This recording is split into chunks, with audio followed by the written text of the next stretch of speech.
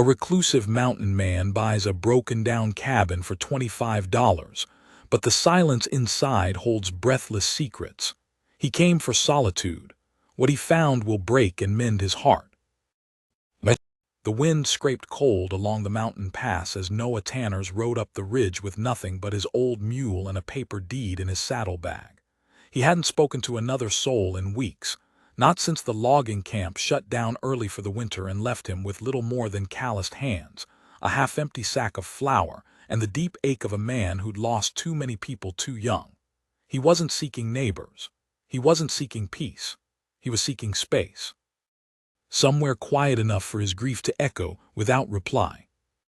And so, for $25, he bought a cabin the county sheriff called Long Forgotten. The thing had no door when he arrived, just a broken hinge and the whisper of decay, but he'd seen worse. Noah tethered the mule, stepped onto the buckled porch and tested the floorboards beneath his boots. Rotten mostly, snow chewed through the edges, but the view behind him was clear sky and pine, and ahead silence. He should have noticed the tracks. But he was too tired. The road behind had stretched for miles, and the mule had gone lame half a mile back. He just wanted to rest his spine and get out of the wind. So Noah stepped into the ruined cabin, ducked low under the collapsed beam, and set his rifle down on a nail protruding from the wall. He turned to check the hearth, and that's when he saw them, two eyes peeking from the shadows of what once was a pantry, then another, smaller. Children. One blinked, then disappeared behind a flour sack stacked like a barricade. The other froze, unmoving, so thin his shirt hung on him like it belonged to someone else entirely. Noah didn't breathe. The first voice he heard was a whisper, trembling. "Don't let him take us, Micah." A girl's voice, quiet, protective.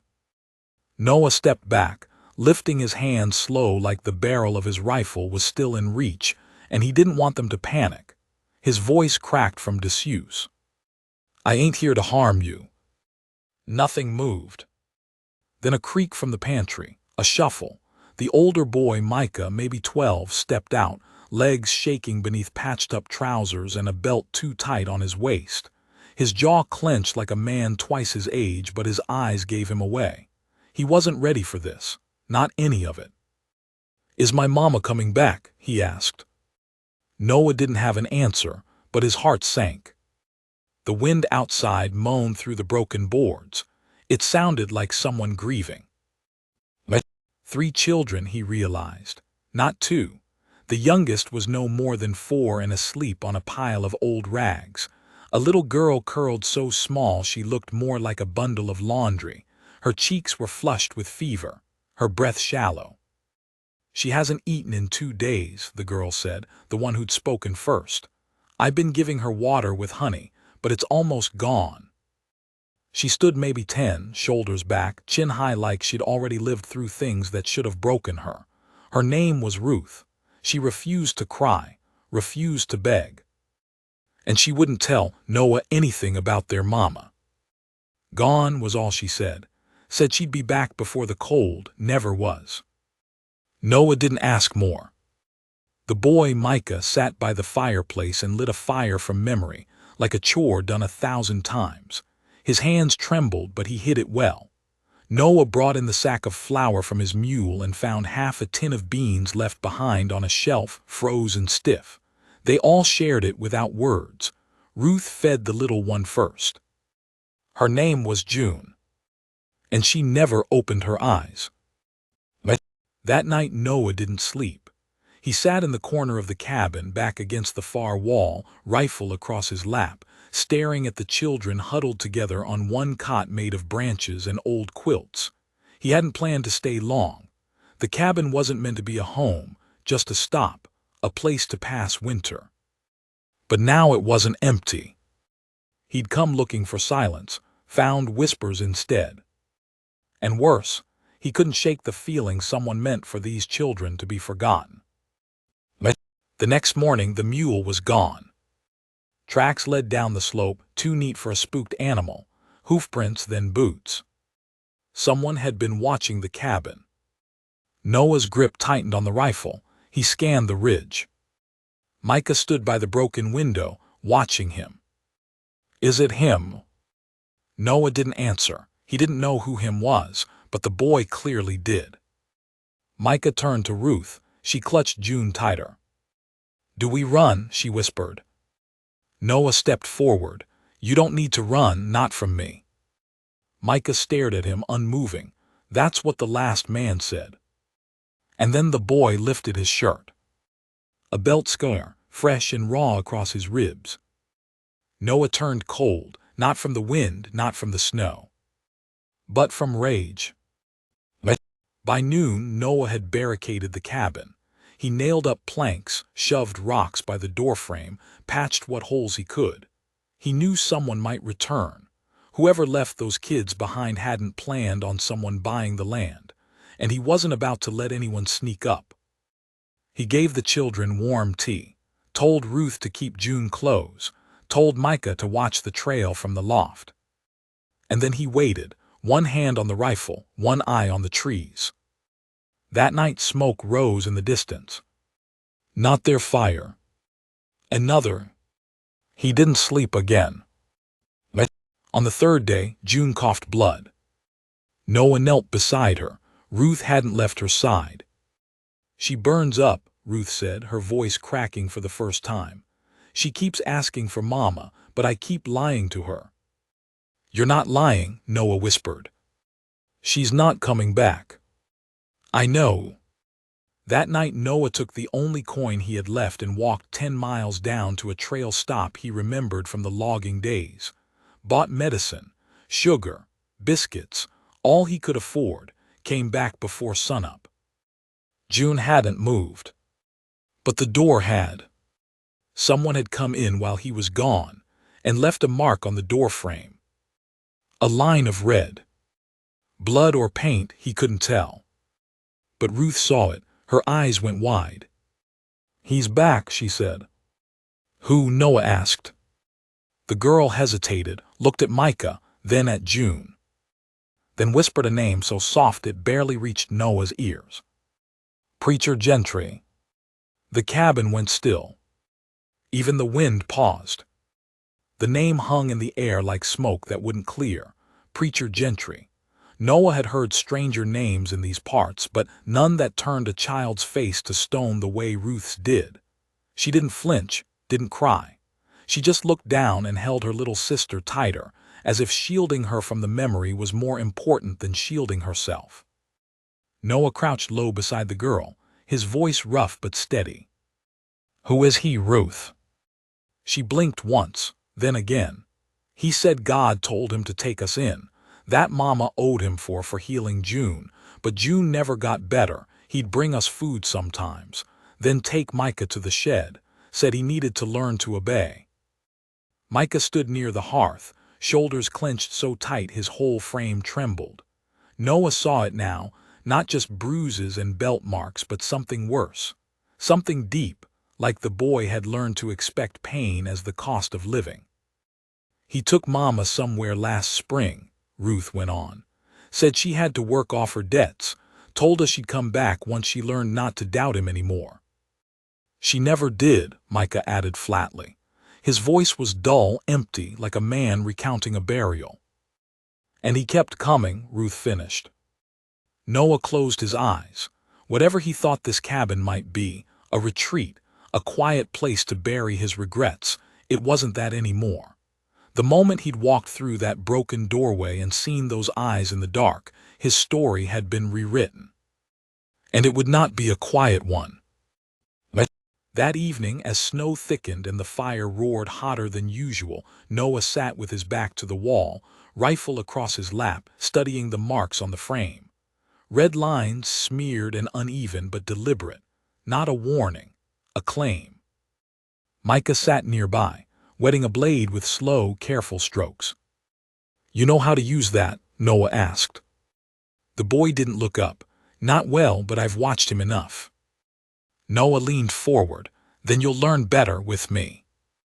Micah's hand paused. He didn't speak, but his silence was not the same as before. It was listening now.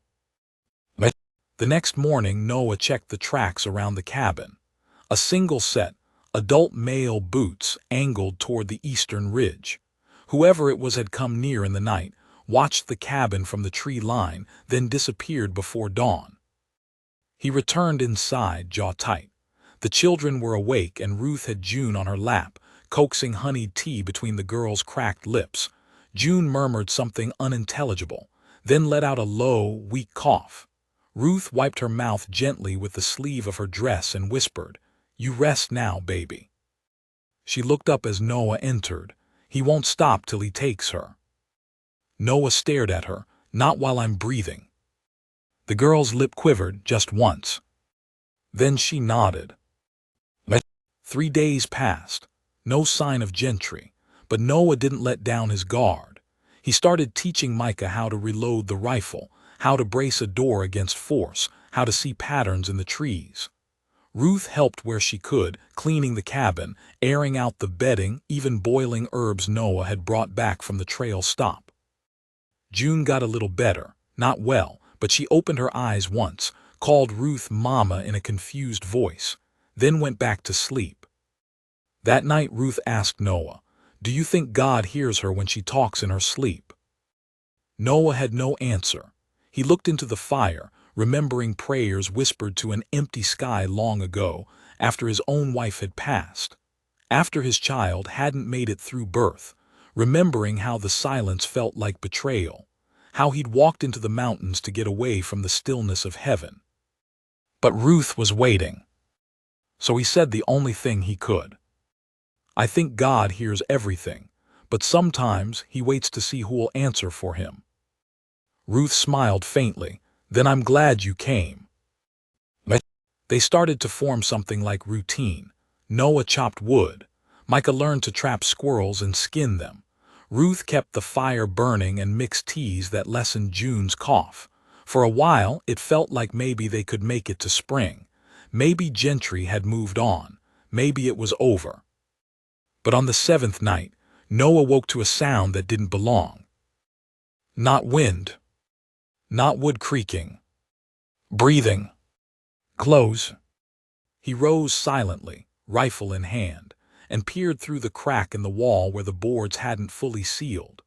Moonlight painted a sliver of white across the snow, and in the center stood a man, tall, draped in a preacher's coat too clean for this wilderness, with a beard trimmed too neat, and a wide-brimmed hat shadowing his eyes. Noah didn't move. The man tilted his head slowly, as if aware of the eyes watching him. Then he spoke, voice calm, deep, and terrifying in its certainty. "You've got what's mine." Noah stepped outside. "I paid for this land," Noah said flatly, "and nothing in that cabin belongs to you." The man, Gentry, didn't blink.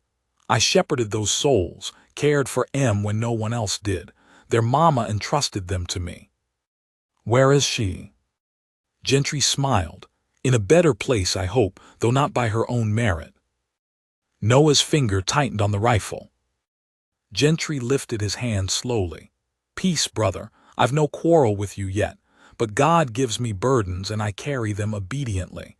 Those children are under my charge." Noah stepped forward. "Not anymore." The preacher's eyes darkened. "You've made a mistake." "I've made many," Noah replied, "but letting you near them won't be one." Gentry didn't answer, just turned and walked back into the woods like he'd been expecting this response. And maybe he had. By morning, Micah found the mule's bridle hanging from a tree, slashed clean through. A message. Noah fortified the cabin. He dug shallow pits around the entrance and laid out noise traps with tinned scraps and pebbles. He taught Micah how to aim. Ruth, too, though her hands trembled when she held the pistol. "If something happens to me," Noah said, "you take your siblings and you run west. There's a widow named Hattie near Broken Pine. She'll take you in. Tell her my name, she'll know." "But you're not gonna let anything happen," Ruth said. Noah looked down. "I'll try." That night he told them a story. Not a good one, not a comforting one, just the truth about his wife who died trying to birth their first child, about the cabin he'd built in a valley far away, about the winters that didn't end and the silence that swallowed him. "I thought I was done with people," he said. "Thought God had finished with me too." Ruth leaned her head on his arm. Maybe he was just waiting. The attack came on the 8th night, right as snow started to fall again. Micah was the first to hear it, crunching footsteps around back. Then another set near the porch. Noah grabbed the rifle, threw open the window, and fired a warning shot. A man screamed and vanished into the trees. 2 more came from the opposite side, one with a torch. Noah rushed the door as fire flared up on the porch. Micah tossed a bucket, dousing the flames. Ruth pulled June behind a crate, covering her ears. The men yelled orders outside. One voice rose above the rest, "Gentry, you're resisting divine justice." Another torch arced through the window. Noah caught it with his coat, stomped it out. Smoke rose. Panic churned in his chest, but he didn't let it show. He looked at Micah. "You ready?" The boy nodded. And then they fought back. It wasn't a battle so much as a siege. The men circled, tried to draw them out, but Noah knew these woods. He anticipated their angles, used snow to dampen their fire. When one broke the door down, Micah tackled him, and Noah hit him clean across the jaw with the butt of the rifle. Ruth struck another with a kettle of boiling water. The man screamed and fled.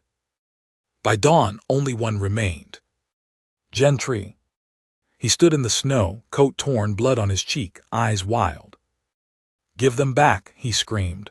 "You're stealing from the Lord."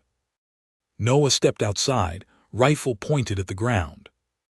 "Go home, Gentry, or whatever hole you crawl out of." The preacher laughed. "You think this ends here?" Noah cocked the rifle. "I know it ends here." Gentry held Noah's gaze, then turned and vanished into the trees. When it was over, Noah sank to his knees beside the fire. His hands shook. Ruth tended to his bruises in silence. Micah sat close, one eye swollen shut but smiling for the first time. June slept soundly, her fever broken. Ruth looked up at Noah and whispered, "Does this mean we're safe now?" Noah didn't answer right away, but he nodded. "Not just safe," he said. Snow fell soft and slow the next morning, quieting the world like a lullaby. After the storm of the night before, it felt unreal, this stillness, this hush. Noah stood out on the porch, his shoulder bruised, ribs sore, but his heart beating steady. Behind him, the cabin stood scarred but whole, and from inside came the sound of laughter, soft, careful, like it hadn't had reason to exist for too long and was relearning its shape. Micah was whittling by the hearth. Ruth boiled oats and fed June spoon by spoon. And for the first time since Noah had stepped foot on that forgotten cabin porch, the air didn't feel like it was holding its breath. But he knew better than to believe peace lasted long out here. Especially not when the man chasing them preached with one hand and punished with the other. By mid-morning, Noah and Micah had patched the broken door with fresh logs and nailed crossbeams to the frame. The snow had buried the shallow pits from the night before, and their tracks too. But what worried Noah more was the silence. He hadn't expected Gentry to leave so easily. And if the man had truly turned away, why did it feel like they were still being watched? Micah seemed to feel it too. He paused often while working, glancing toward the trees, listening. "Do you think he's gone?" the boy asked. Noah answered without looking up. "I think evil's like smoke. You don't always see it, but you know it's there." Micah didn't ask anything else after that. Inside, Ruth sat by the cot brushing June's hair with her fingers. The little girl had opened her eyes twice since sunrise, just enough to whisper something about the sky and drift off again. Her fever had eased, but the coughing hadn't. Still, she was eating more, holding Ruth's hand longer, even hummed when Ruth sang the old lullaby their mother used to sing. "She asked me again," Ruth told Noah quietly, "about Mama." He sat beside her, boots still muddy. "And what did you say?" I said she was coming, just not yet. Noah looked at the fire. That's not lying, he said finally. That's giving her hope. Ruth swallowed, tears brimming. Do you think she's dead? Noah hesitated, then spoke gently. I think the woman who raised you right. Whatever happened to her, she loved you. Ruth nodded, trying not to cry. She didn't want to leave, I know she didn't. I believe you. Then Ruth whispered, but Gentry said she owed him, that she made a promise and broke it. He said she'd be punished for her rebellion. Noah's jaw clenched. That man uses God like a knife. Ruth turned, a sudden fire in her voice. So what is God really like? Noah paused, not because he didn't know, but because the question had been buried so long in his own chest, and only now, hearing it aloud from a child, did he realize how badly it needed answering. God doesn't steal children, he said slowly. He doesn't chain women or strike boys with belts. He doesn't whisper threats in the dark. God gives life and love, and sometimes he sends someone like you to keep a little girl alive when the world's trying to crush her. Ruth looked away, blinking hard. I just wish he'd sent someone sooner. Noah put a hand on her shoulder. Sometimes he waits. Sometimes he needs us to become the very help we were hoping for. That night Noah woke again to a sound, not footsteps, not a voice, but a note. Pinned to the door. He found it at dawn, just a scrap of parchment nailed into the crossbeam with something crude and rusted. The words were written in red ink, sharp, tight handwriting. This isn't finished. Your fire burns where judgment should fall. I will return. Noah crumpled the paper and tossed it into the fire. Micah read it before it burned. He didn't ask what it meant. They all knew. Over the next week, the snow deepened. Supplies ran low. Noah rationed beans, traded traps for scraps, and started walking farther into the forest for kindling. Each day he returned with more than firewood. He brought roots, moss, bark for tea, and sometimes a rabbit or two. Micah learned quickly. Ruth even helped once, her fingers red from the cold but her face glowing with pride when she managed to carry a small bird Noah had shot. But always at the edge of the woods, Noah felt it, that heaviness, that unseen stare. Once he found a tree stripped of its bark in the shape of a cross. Below it, bones, small, animal, arranged like a shrine. He buried them beneath rocks and said nothing to the children. They didn't need more ghosts. June's health improved slowly. She smiled now when Ruth entered the room, hummed louder when she was rocked, even called Noah Papa once by accident. Ruth froze, Noah did too. But June just smiled and fell asleep again. Later that night, Ruth whispered, I hope you don't mind she said that. Noah didn't reply right away. Then he said, I minded that she didn't have anyone to say it to before. Ruth leaned against him. Her little hand found his wrist and held tight. Spring was still far off, but the thaw began early. The snow turned to slush. Ice cracked underfoot. And one morning when Noah stepped out to check the traps, he found boot prints again, fresh, pressed deep, circling the cabin and vanishing into the trees. But this time, they weren't alone. Noah followed the tracks farther than he should have, past the edge of the property line, down toward the river where he'd never wandered before. That's where he found her. At first he thought it was a sack of cloth caught on the ice, but as he stepped closer he saw the hand, small, blue, fingers twisted in frozen stillness. He ran, slid onto the bank, cut through ice with his hunting knife and pulled the body from the shallows. It was a woman. Dark hair, torn dress, hands tied behind her back. And her face, what remained of it, was unmistakable. It was the children's mother. He carried her all the way back. Didn't speak, didn't explain. Just laid her beneath the oldest pine near the cabin and wrapped her in a quilt from inside. Then called Ruth and Micah out, slow and steady. They didn't scream. They didn't collapse. They just knelt beside her and held hands. Ruth brushed the woman's hair back and whispered, "I knew you tried to come home." Micah stood up after a moment, stiff, silent, his eyes locked on Noah's. "You still think Gentry's just gonna walk away?" Noah didn't. And the boy knew it. They buried her at sundown, said no words, just stood in the snow as the firelight flickered behind them. And that night Ruth came to Noah's cot, clutching a folded piece of paper. "He left this in her hand," she said.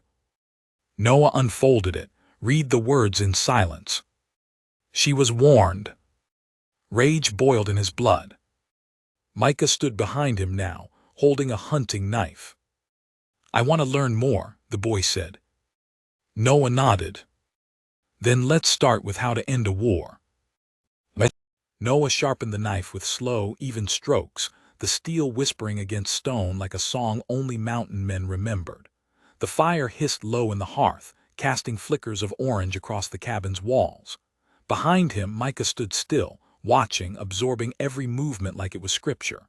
The boy didn't ask questions anymore, not because he was afraid, because he was ready. And Noah, for the first time since burying his wife years ago, wasn't sure he wanted to be alone anymore. "You ever tracked a man before?" Noah asked, glancing back. Micah shook his head. "Only game." "Same rules apply, except men are louder and meaner." Micah's eyes didn't flinch.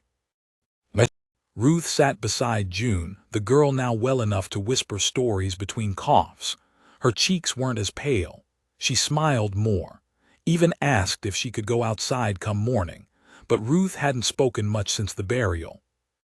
She'd held herself together through the worst, watching her mother pulled frozen from the river, brushing ice from her lips, kissing her brow with the calm of a woman thrice her age. But now, something fragile hung behind her silence. A reckoning. That night, as Noah packed a small satchel with supplies, Ruth approached him slowly.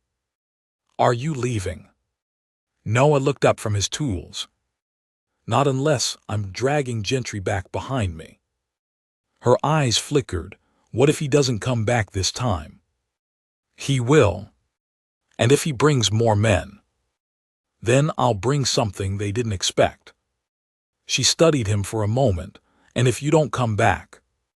He hesitated. Ruth stepped closer, lowering her voice. "You can't leave them with just me." "I'm not planning to," he said softly. "But if I fall, you run west, take them. Go to Broken Pine, find Hattie, you remember." Ruth nodded, but her jaw trembled. "I don't want another grave out back." Noah reached out and rested a hand on her shoulder. "You won't need one." He and Micah left before dawn.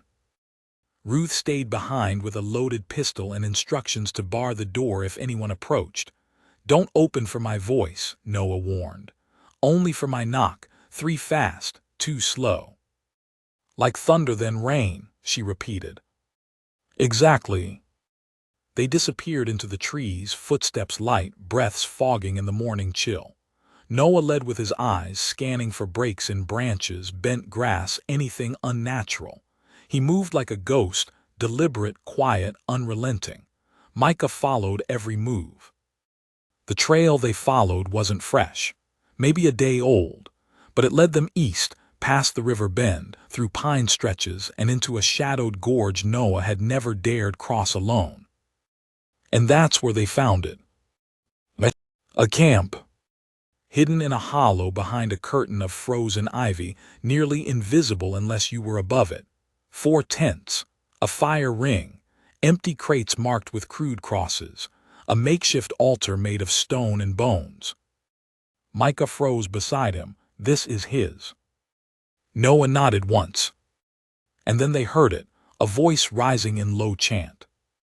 They crouched low behind a boulder and watched as 3 men circled the altar, muttering scripture twisted beyond recognition.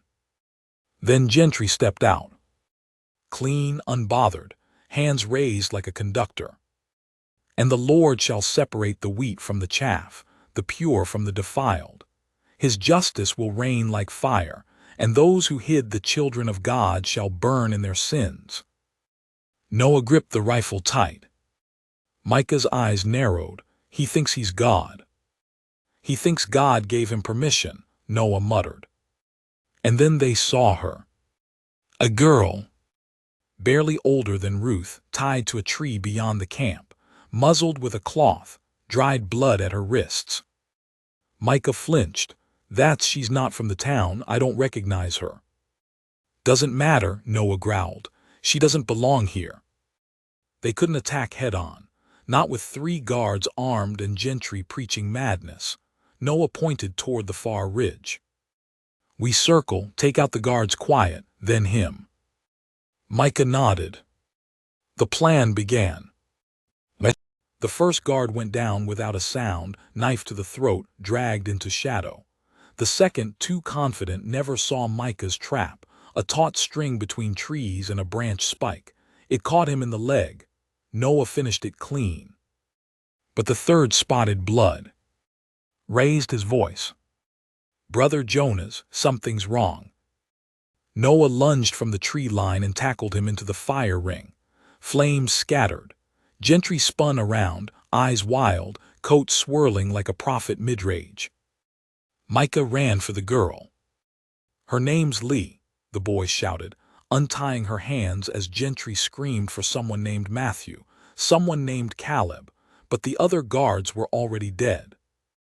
Noah rose, rifle aimed at Gentry's chest. Drop it. The preacher smiled.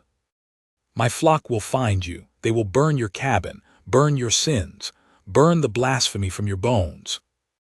Micah freed Lee, who collapsed into his arms, sobbing. Gentry took 1 step forward. Noah didn't hesitate. The rifle cracked.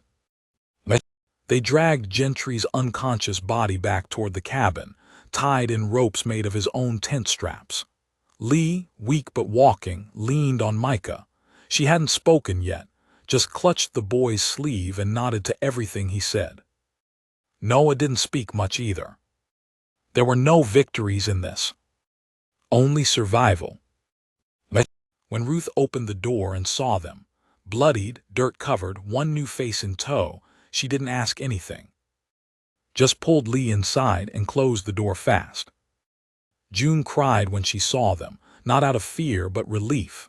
She limped to Micah, hugged his legs, and whispered, "You came back." And the boy, who once flinched at every touch, dropped to his knees and hugged her tight. "I will always come back." They tied Gentry to the center beam of the cabin, left him there overnight, gagged. Ruth, shaken, demanded answers. Lee whispered them. "He said my parents had debts," she murmured. "Said I'd belong to the church if they couldn't pay." "They're doing this to others?" Ruth asked. Lee nodded. "Dozens, maybe more." Noah's hands shook as he built the fire. Micah sat across the room, eyes burning. "We should kill him," the boy said. Noah didn't answer. Not because he disagreed, but because he wasn't sure if that would be justice or just revenge. The next morning, Gentry opened his eyes. His smile was gone. "I knew you'd stumble," he hissed at Noah. "You have no foundation. You protect the unworthy."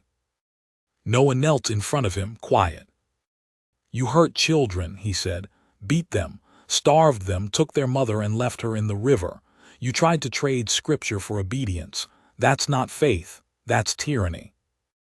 Gentry bared his teeth. "I freed them from their wickedness. And I'm freeing them from you." Noah rose. He turned to Micah. "He doesn't die here. We're taking him to Bitter Hollow. Let the sheriff hang him legal." Micah's voice shook. "What if he escapes?" Noah looked the boy square in the eyes. "He won't." And the way he said it, quiet, final, left no room for argument. They left 2 days later. Noah and Micah rode out with Gentry bound on a sled, Ruth and Lee waving from the porch. June sat wrapped in quilts, warm beside the fire. Before leaving, Noah handed Ruth a note. "If I don't come back, you give this to Hattie." "But you will come back," Ruth said. Noah smiled. "For once, I think I will." Let, let. The journey to Bitter Hollow was longer than Noah remembered, not because of the miles, but because of the weight tied behind them. Gentry didn't speak after the second day, his mouth gagged, wrists bound tight, his cold eyes burning holes through Noah's back. The trail narrowed in places, crossed frozen rivers, dipped into fog-laced valleys, and rose through wind-battered ridges. But through it all, Micah stayed quiet and alert, always watching, always one hand near the hunting knife Noah had let him carry. They camped under pine trees the first night. Noah built a fire away from the sled where Gentry lay strapped and motionless. The flames painted Micah's face in copper light. He poked at a chunk of bread, too stale to chew, but didn't complain. "Do you think he regrets it?" the boy asked, not looking up. Noah shook his head slowly. "Men like him don't live by regret. They live by control. The only thing he hates more than judgment is losing the grip." Micah glanced toward the sled. "I used to think God was like him."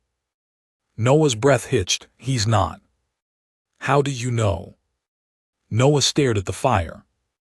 "Because God never asked me to hurt anyone, and when I did, it never felt holy." The boy didn't respond, but that night he moved closer to Noah's side of the fire. Just a little.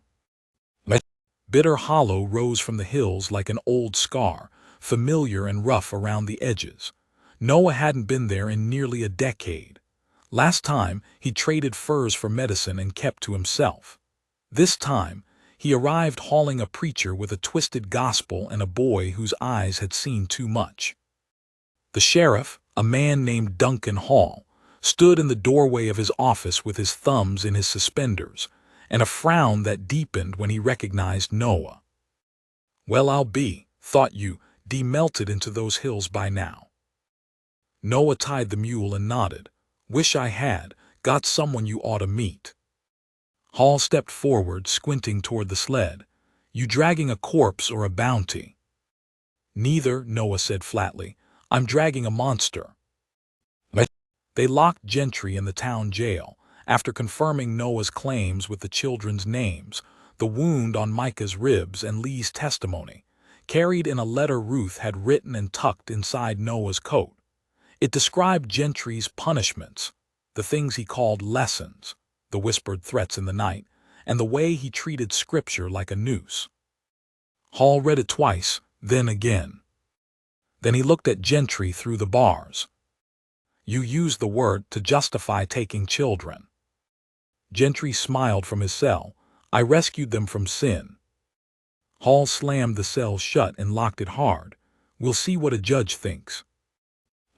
Noah didn't stay in town. He'd never been one to linger near lawmen or crowds, and Bitter Hollow, though small, felt louder than a gunshot after months in the mountains. He gathered his supplies, blankets, flour, medicine, new shoes for Ruth and Lee, and bought one thing extra. A Bible. Worn, leather-bound, simple. Micah looked at him sideways when he saw it. "Thought you didn't trust preachers." "I don't," Noah said, "but this book doesn't belong to them, never did."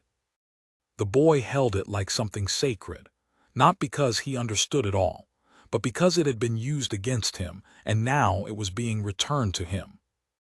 Not as a weapon, but a gift. They returned to the cabin a week later. Ruth ran to them first, June wobbling behind her, Lee just behind with arms full of firewood she dropped when she saw the mule crest the ridge.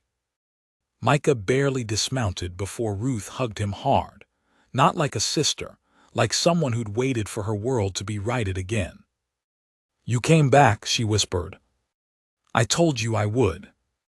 Noah stepped down, sore, smiling faintly. June wobbled over, arms outstretched. "Papa." He caught her, lifting her up, stunned by how natural it felt. The fire inside the cabin was strong. So was the feeling of home. That night the children listened as Noah read from the book he'd brought.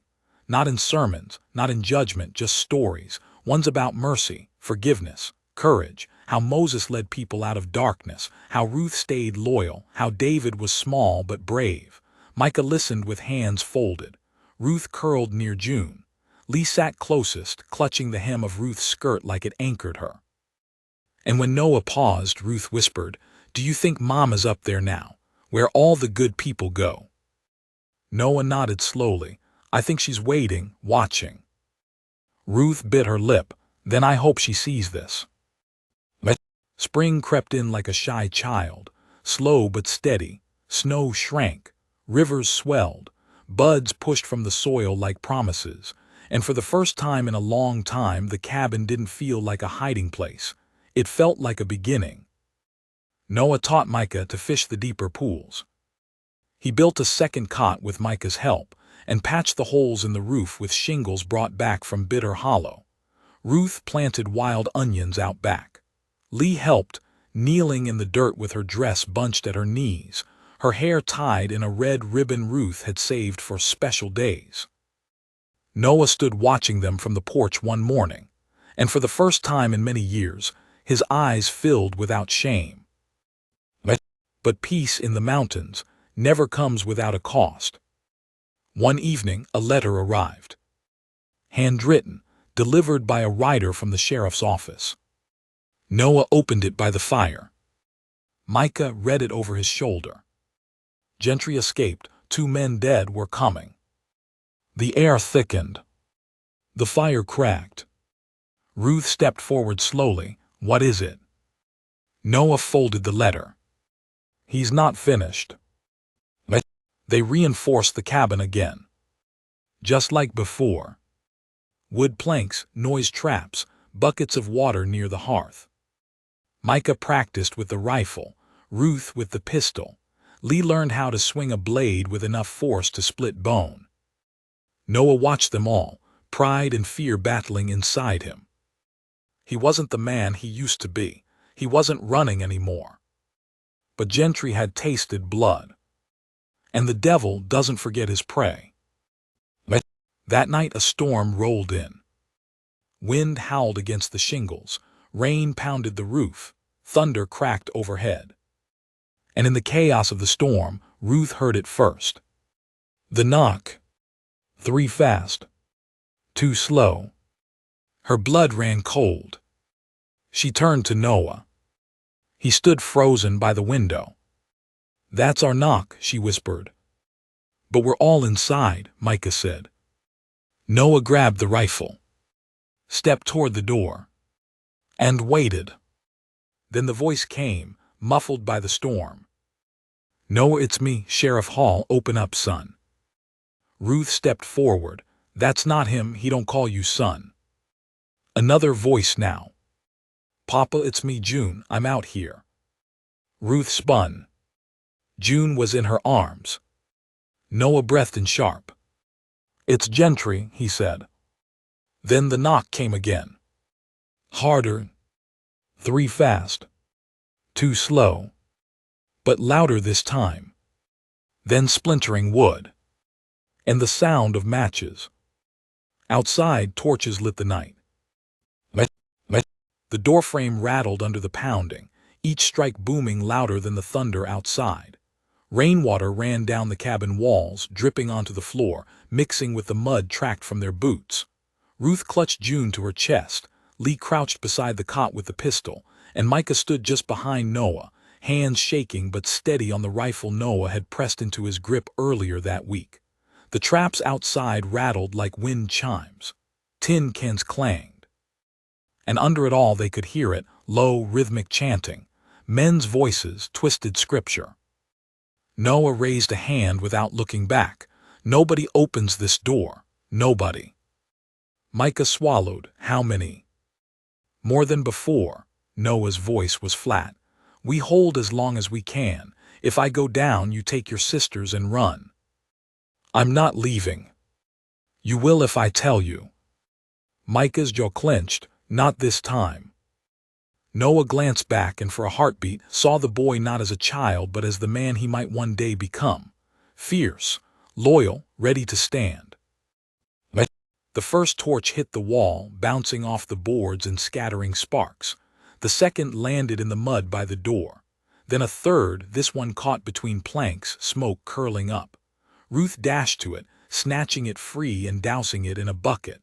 Lee knelt by the window, peeking out, her small hands white-knuckled around the pistol. "They're wearing hoods," she whispered. "4, no 5 and him." Noah felt the air shift. He stepped to the window, peered through the crack between boards. Gentry. Hat gone, hair soaked, eyes burning under the storm like coals. He wasn't preaching now. He was snarling, his voice cut through the rain. "You can't keep them from me." Noah pushed the window open a little wider, rested the rifle barrel on the sill and fired. The shot cracked louder than thunder. One man fell in the mud. The others scattered for cover. Inside, June whimpered. Ruth held her tighter, murmuring, it's okay," even though her own voice shook. Micah knelt beside the second window, watching the tree line. "2 circling right," he said. "They're trying to flank." Noah nodded once. "Hold your fire till you see them." For an hour it was a standoff. Rain hammered the roof, soaking the torches, smothering their flames, but the men stayed. They shouted curses dressed as sermons. They sang. Once, Gentry raised his arms and bellowed verses from Revelation, promising plagues, judgment, fire. Inside, Noah worked methodically, moved the children from corner to corner as the attack shifted, refreshed the buckets, checked the rifle, kept his voice low and steady. If they were going to break, it wouldn't be because of panic. Micah crouched by the window, every muscle taut, eyes tracking shadows. Ruth whispered prayers under her breath, not the way Gentry had taught her, but the way her mother had.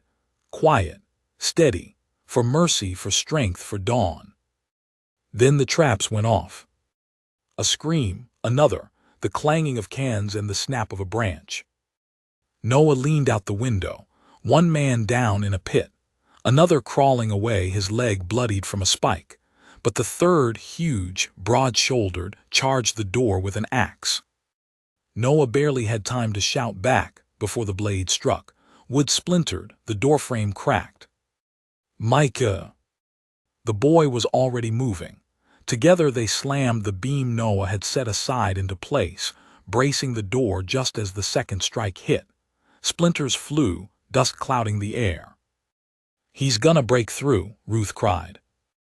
Noah shoved Micah behind him, raised the rifle, and fired through the crack in the boards. The man outside roared, stumbled back, then fell silent. But Gentry didn't retreat. He laughed. "That's how you teach them, with bullets," he shouted. "You're no better than me, mountain man." Noah gritted his teeth, but didn't reply. Hours crawled by. The storm never let up. The men outside shifted tactics, no more charges, no more torches, just waiting. Hoods low, eyes glinting, Gentry pacing like a wolf. Inside, Noah knew they couldn't hold forever. The wood was soaked, supplies were thin, and the children, though brave, were exhausted.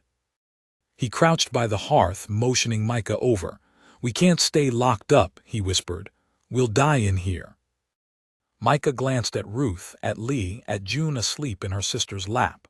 "What do we do?" "We move before dawn, slip through the back up the ridge. Get to the old mine shaft past the stream. It's narrow, men with guns can't follow easy." Micah's eyes flickered, and him. Noah's jaw tightened. "I'll handle him." They waited until the rain slowed just before first light. The men outside had drawn closer, thinking the cabin's defenses weakened. Their silhouettes loomed, torches sputtering. Noah led the children to the back corner where the boards were loose.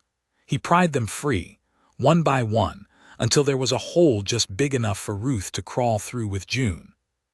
"Stay low," he whispered. "Don't run till I say." Ruth nodded, eyes wide but determined. She passed June through to Micah, who slipped out like a shadow, helping Lee after him.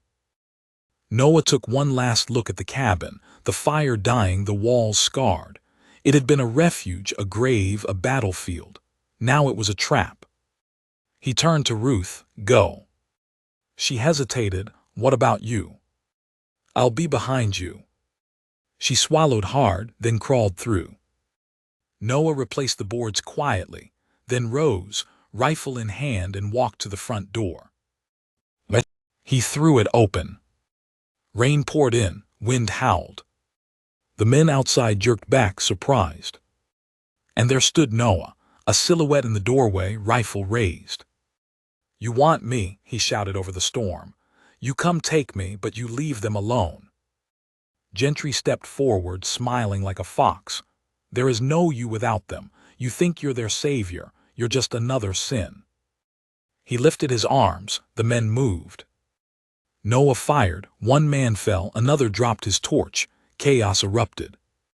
Micah's voice echoed from the ridge behind. "Noah." But he didn't look back. He charged into the mud, swinging the rifle like a club, knocking one hooded man to the ground, firing at another. Gentry lunged at him, knife flashing. They collided in the rain, mud splattering, steel glinting. Gentry's blade cut across Noah's arm. Noah slammed the rifle butt into the preacher's jaw. Gentry snarled, grabbed a handful of Noah's coat, tried to drag him down. "You're stealing what's mine." "They were never yours," Noah roared. He shoved Gentry back. The man slipped in the mud, fell to one knee. Noah raised the rifle. But a shot cracked from the ridge. Gentry jerked, then slumped. Noah turned. Micah stood above, rifle in his hands, eyes wide, chest heaving. Rain ran down his face like tears. The remaining men scattered into the trees. Some fell. Some vanished into the storm. By the time Noah reached Gentry, the preacher was still breathing, eyes wild, blood on his lips. "You think this ends with me?" he hissed. "There are others, always others." Noah knelt, pressing a hand to the man's chest. "Then they'll hear about what happened here." Gentry's eyes fluttered. "God sees you." Then he went still.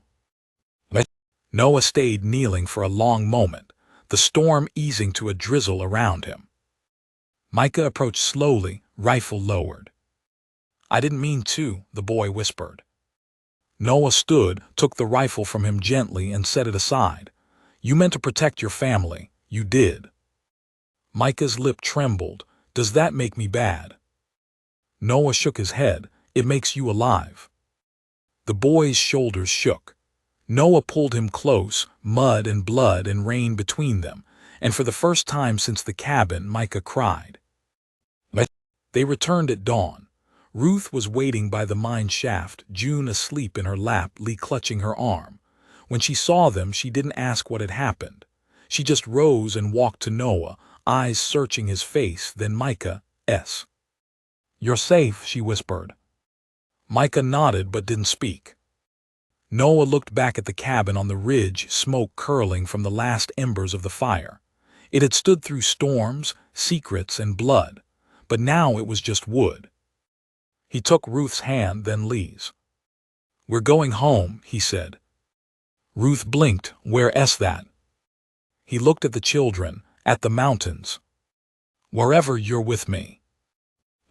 That night they slept in the mine shaft, too tired to speak. Rain dripped from the ceiling, echoing like a slow drumbeat. Noah sat awake by the entrance, rifle across his knees, listening to their breathing. For the first time in years, he felt something he hadn't dared name. Not peace, not safety. Hope. But hope in the mountains is fragile.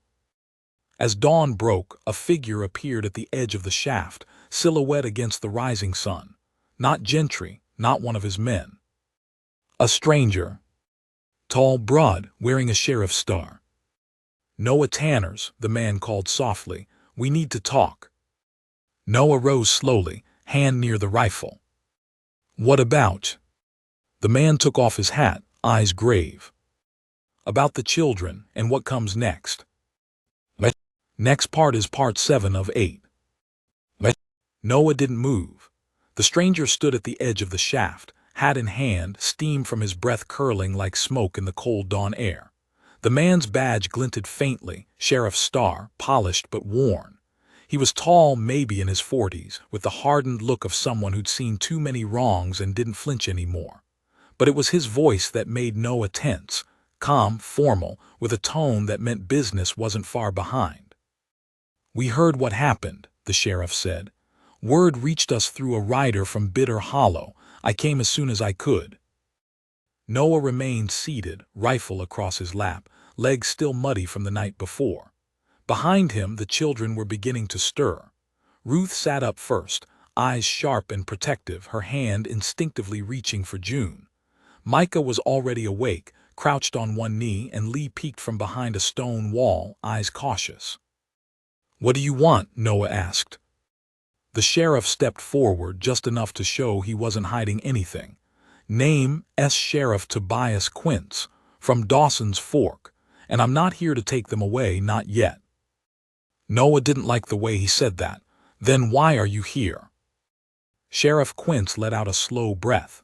"Because the law doesn't stop just because someone dies. You killed a man, even if it was Gentry, even if he deserved worse." Micah rose slowly. "He attacked us, he would have killed us." "I don't doubt it, son," Quince said gently. "I'm not here to lock up a boy defending his family. I'm here to ask questions, and maybe help you set this straight for good." They built a fire outside the shaft entrance. Quince offered food, salted meat, bread, and coffee. Noah accepted, but only after he saw the man take a bite himself. The children gathered close, wary, eating slow. Ruth kept June wrapped tight in a quilt, whispering softly into her ear. Quince watched them all quietly, then looked back to Noah. "That preacher's been wanted in Dawson's Fork for months. Took a girl from a family out west. Said it was for a holy reformation. Her father tried to press charges, but she was never found. Disappeared into the hills. Now we know where." Lee's face paled. Ruth took her hand. "She's the one," Noah said. "She's the one he tied to that tree." Quince nodded. "I figured." He reached into his coat and pulled out a small, leather-bound notebook. "That man left behind a trail of twisted sermons, missing women, and broken children. You didn't just survive him, Tanners. You stopped him." Noah shifted. "So why are we talking?"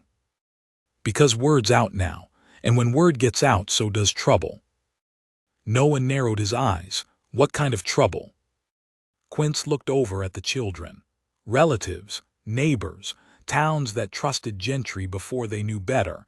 People who think those kids belong somewhere else, somewhere official."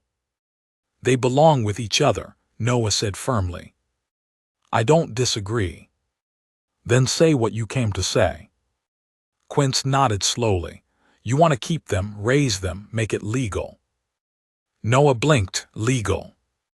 You want to keep the law off your back for good, you're gonna have to do more than hole up in a cabin with a rifle. You'll need to stand before a judge, testify, tell the truth, hard as it is. And them kids," he looked at Ruth, then June, "they'll have to speak too, not now, not soon, but eventually." Ruth looked up. "You mean I'd have to say everything, about Mama, about what he did?"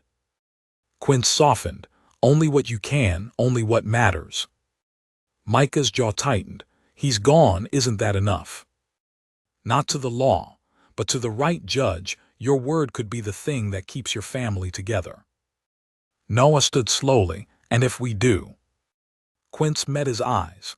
"Someone will come for them eventually. Men like Gentry don't work alone. There's always more bankers, lawyers, bitter kin. You keep hiding, they'll find you.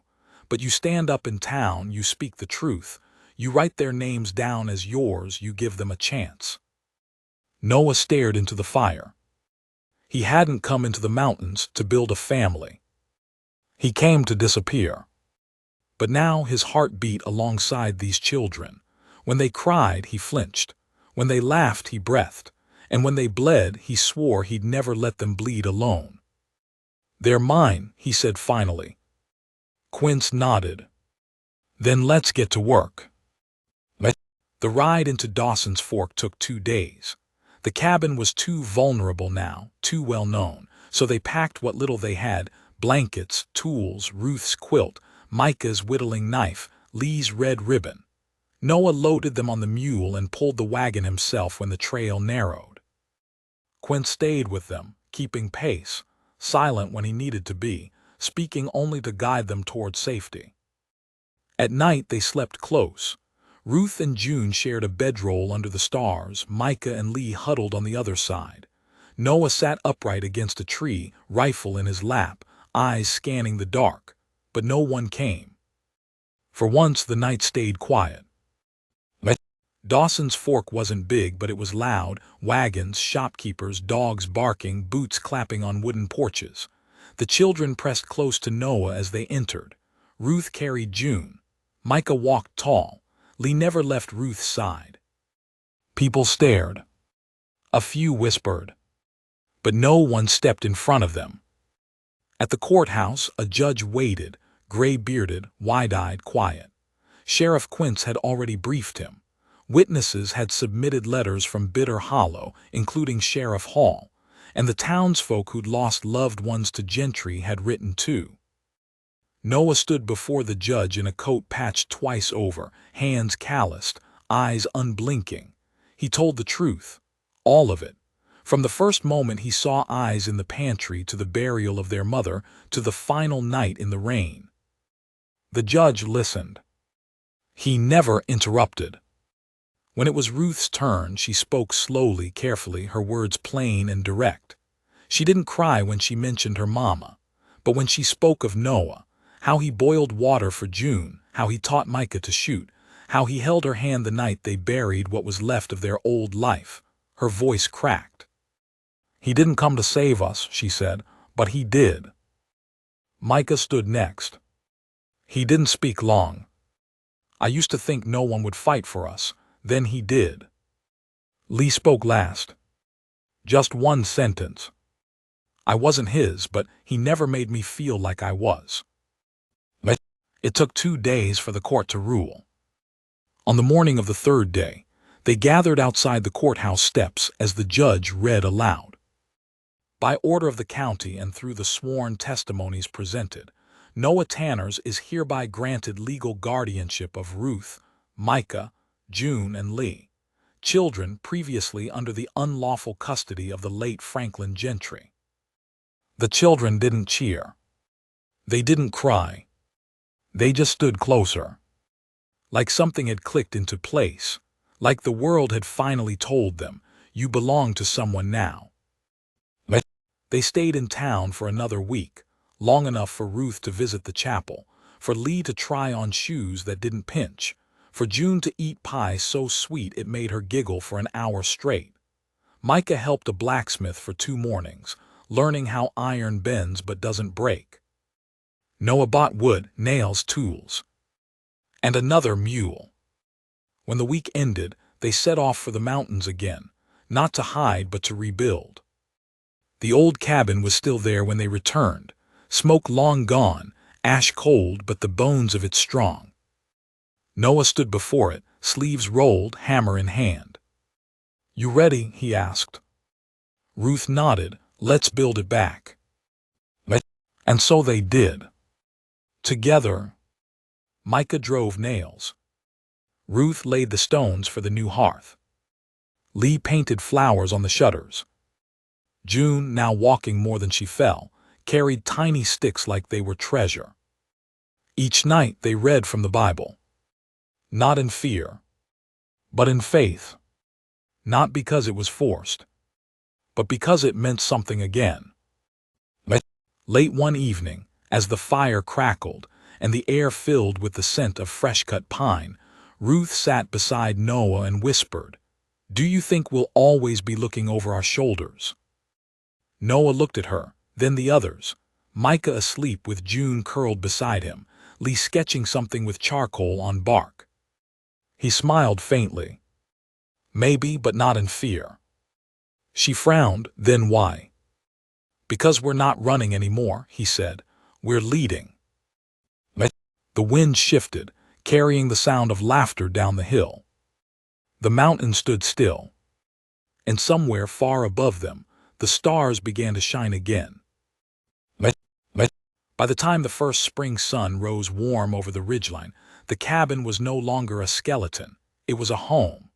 One with windows that opened, a roof that didn't leak, and a porch where 4 pairs of boots lined up neatly each evening, worn soles resting from days spent mending the earth and one another.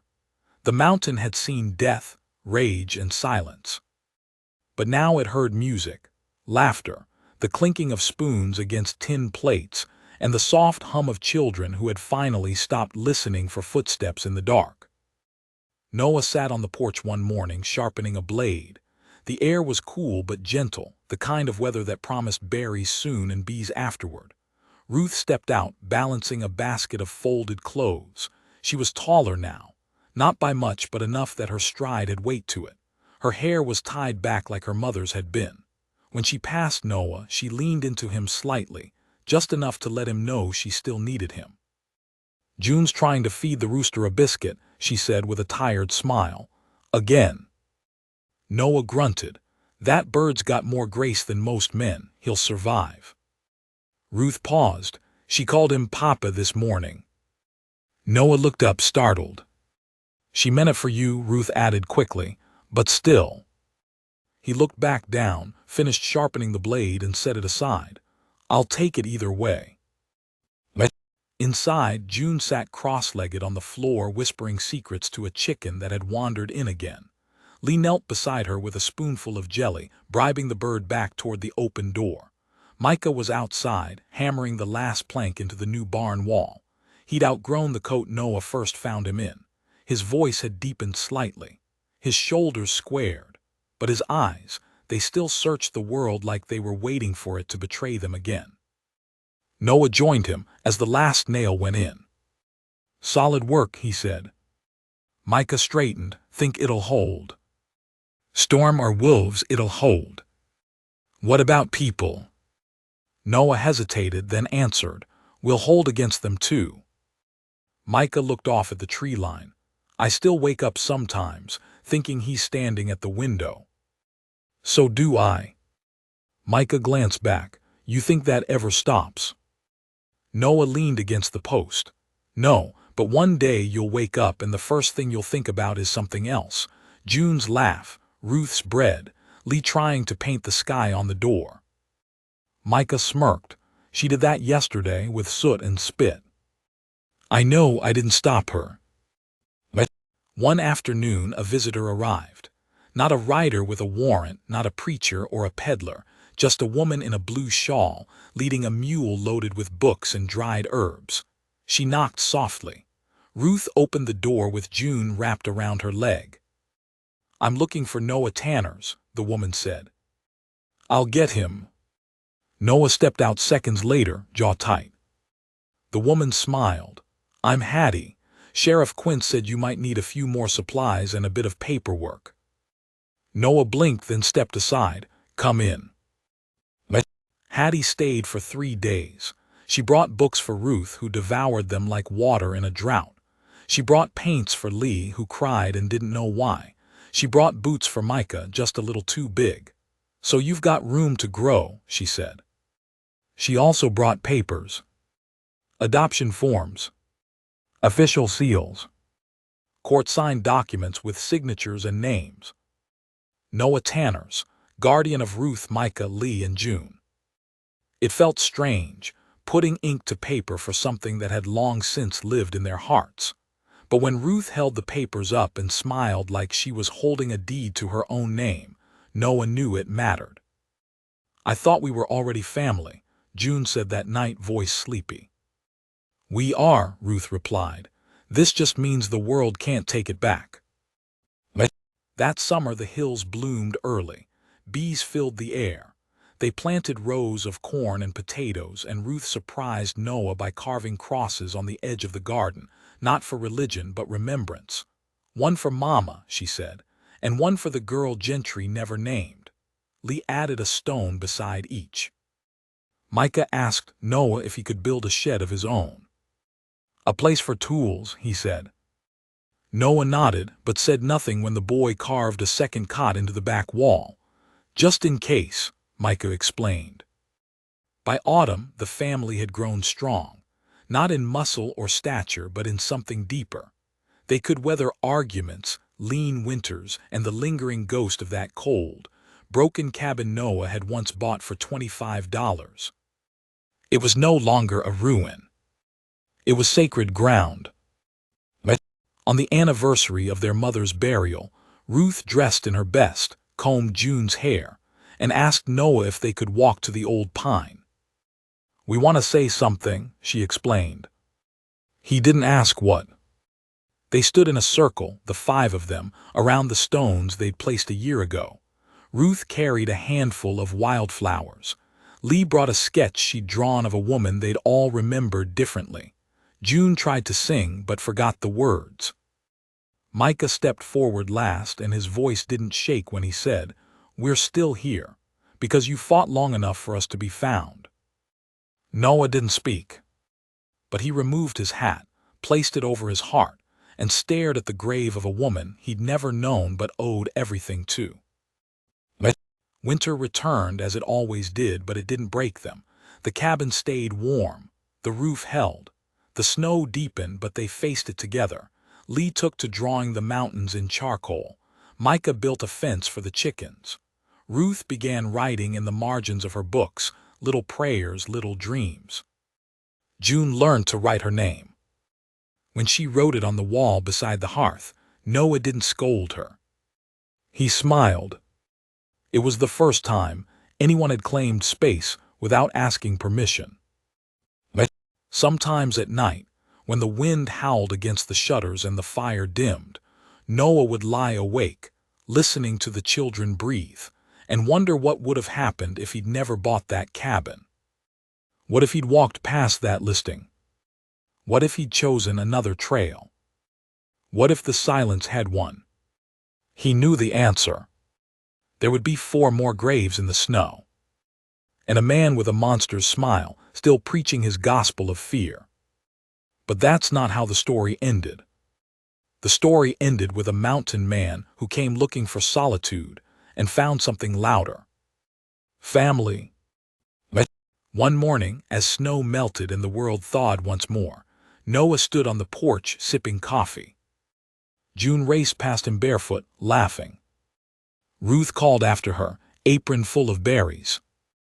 Lee knelt by the door, painting a sunrise across the frame. Micah emerged from the shed, taller now, hair longer, and asked, "You need help with the fence?" Noah looked at them all, then looked up at the sky, and whispered, "Thank you." Not because he'd earned it, not because he deserved it, but because, by some grace he'd never understand, the broken cabin he bought for $25 had led him to a life no coin could buy.